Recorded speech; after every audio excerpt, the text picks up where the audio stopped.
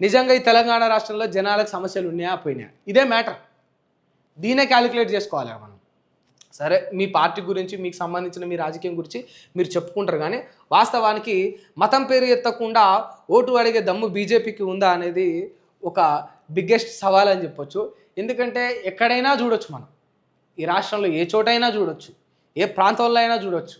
అది ఏ ఎన్నికైనా అయి ఉండొచ్చు, ఉప ఎన్నిక కానీ కాకపోని, అది ఎమ్మెల్సీ కానీ ఎమ్మెల్యే కానీ ఎంపీ కానీ, ఆఖరికి నిర్ణయాల సిగ్గుపోయే ముచ్చట ఏంటంటే జర సర్పంచ్ ఎన్నికల కాడ కూడా అధ్వానంగా దేవుడి పేరు వాడడం.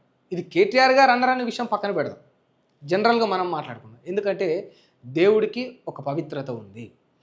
దేవుడికి దేశంలో భారతదేశ భిన్నత్వంలో ఏకత్వం అంటారు. ఏ ప్రాంతం వాడైనా కూడా, అంటే ఏ దేశం వాడైనా కూడా దేవుడికి ఒక విలువ ఇస్తారు, ఖచ్చితంగా ఇస్తారు. వాళ్ళు దేవుడే అల్టిమేట్ అని కొలుస్తారు.